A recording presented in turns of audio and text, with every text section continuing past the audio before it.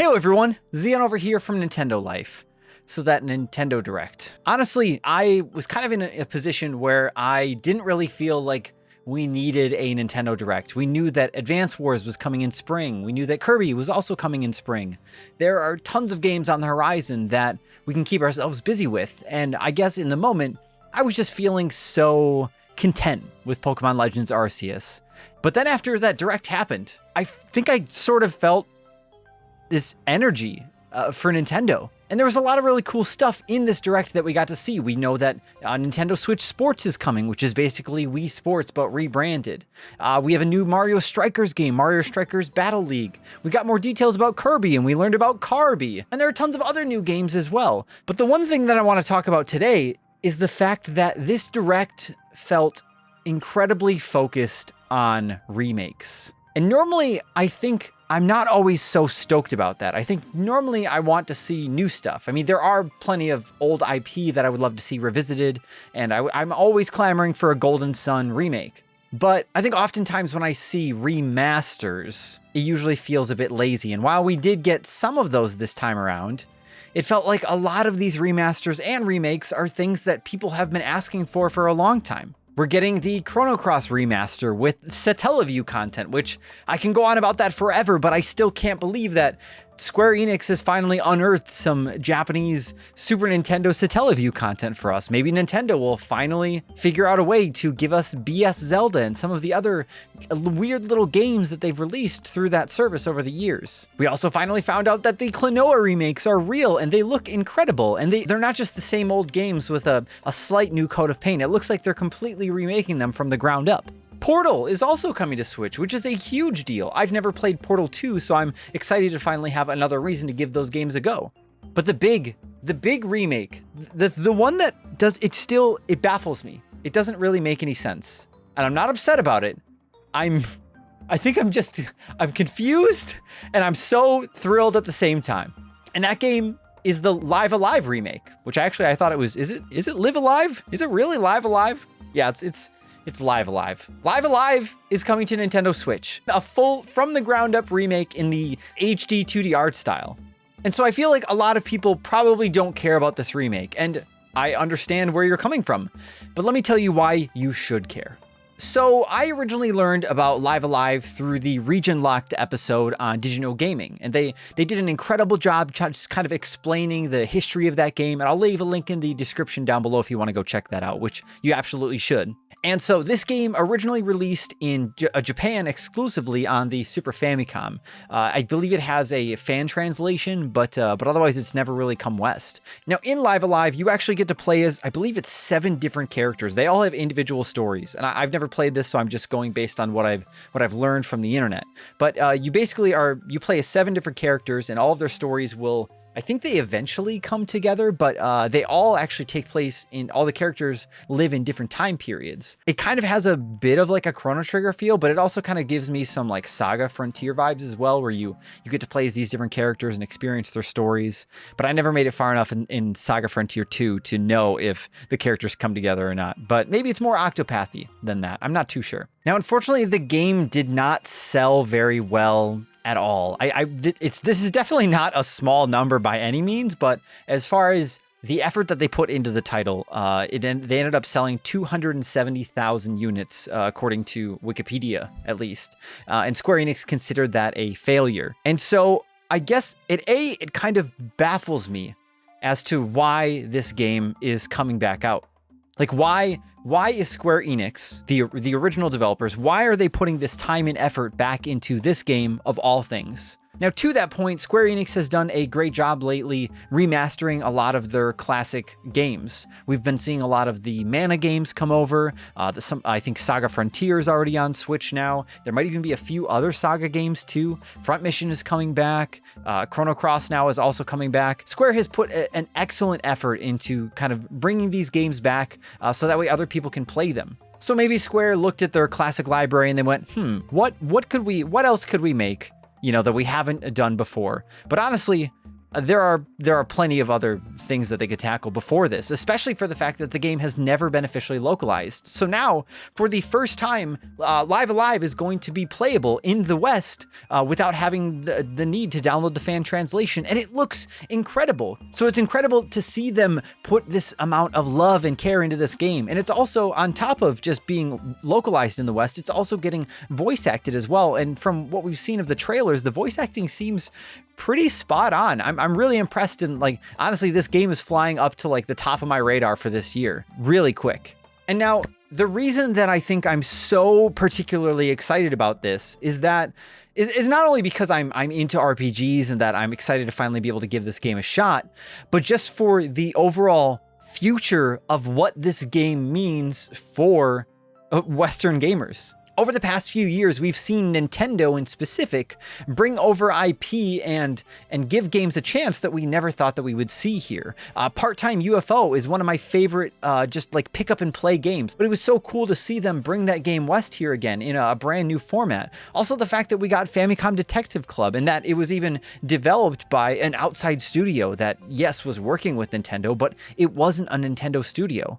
And the reason I'm bringing this up now as well is because LiveALive in Japan is being published by Square Enix, but in the West here, it's being published by Nintendo. And this tidbit of information I do owe to one of our commenters, Charles. I thank you so much for actually putting that in one of our videos. Otherwise, that probably would have slid completely by my radar. And that is such an important detail here because Square Enix, obviously, we'll never know well, maybe we will someday, but we'll never know exactly in this moment how the discussion to bring this game back went down. Obviously, Square Enix got excited about it, or somebody at Nintendo said, hey, have you guys thought about bringing that game back? You know, that game that sold like garbage back in the day, that game that basically nobody knows what it is and nobody even knows what to call it because the pronunciation is so confusing. But, you know, have you ever thought about bringing that game back with full voice acting and using the Octopath Traveler engine instead of maybe bringing back one of the Final Fantasy games or Chrono Trigger or I don't know, something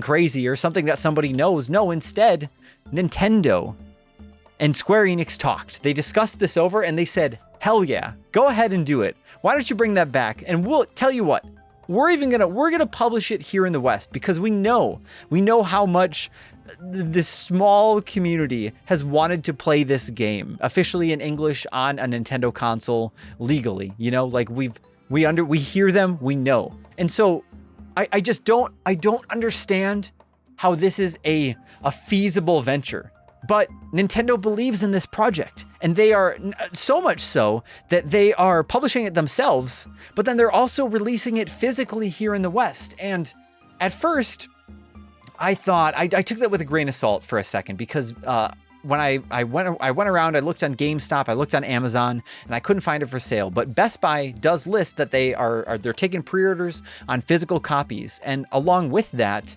they feature no cover art. They do have the correct release date, but no cover art. But then when I go ahead and take a look at Nintendo's press website that I have access to because I'm a member of the press, they actually have box art uploaded on the website, and I'll feature it right here so you can all see it. It's very simple, just kind of looks like the main key art, but they have box art for the game. So we know that this game is going to get a physical release. And do you remember the days with the Wii era with Xenoblade Chronicles and Pandora's Tower and The Last Story, Operation Rainfall, where we had to beg and plead for these games to come out? Obviously, many of us are still doing that same thing and have been doing that for years with things like the Mother series, for example.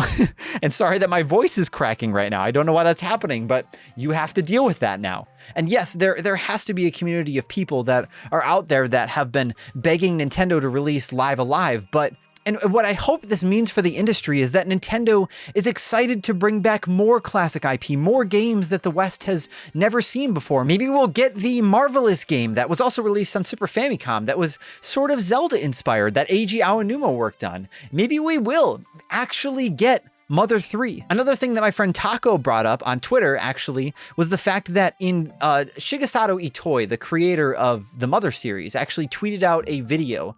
And in that video, he talks about how he's just so thankful that with the re-release of Earthbound and Earthbound Beginnings on the Nintendo Switch Online service, that more people are just able to play his games. And that's all he wants, is for his games to be accessible. And I think the Nintendo Direct that we just experienced the other day, yes, not all of those games are getting physical releases, but I think this Direct was such a good step in the right direction for video game preservation.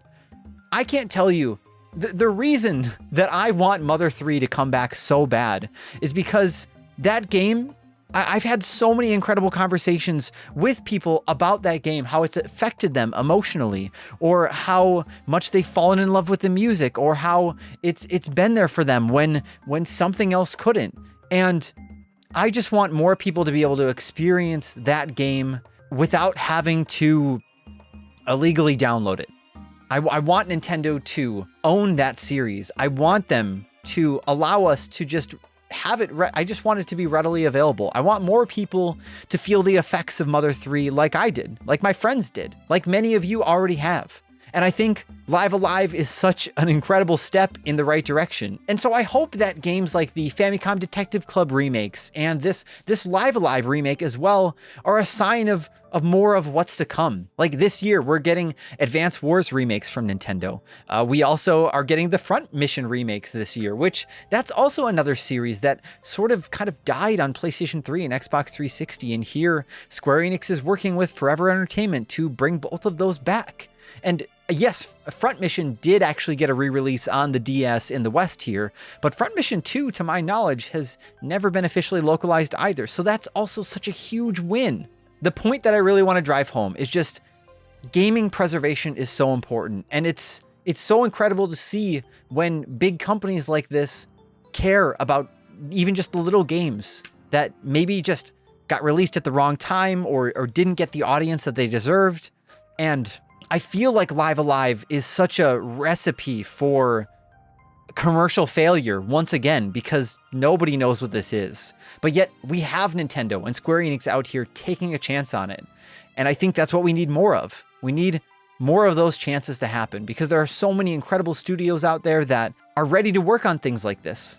And it's sick. It's just so awesome to see it coming back. Also, I found out, thanks to a kind Twitter follower as well, I can't remember who this was exactly, because I'm just remembering it now, but the director of Mother 3 actually also was, I believe, a designer, and I think they also worked on the battle system of LiveALive as well. And so there are so many reasons for people to be excited about this release. And so if you've never heard about it before, don't feel bad, like, Nintendo hasn't really talked about this title much in the past. Nobody knows what this game is. Even I, had heard of it, but I still didn't know what was going on. But I'm incredibly excited for it, and I hope you are too. So of course, feel free to let us know in the comments down below if you're planning on picking up LiveALive later this year when it releases in, I believe, July 22nd. Let me triple check that. Yeah, July 22nd, just about 9 days after my birthday. And of course, if you enjoyed this video and you want to see more videos like this, then why don't you resuscitate that subscribe button if it needs it, or just remake it because it deserves it.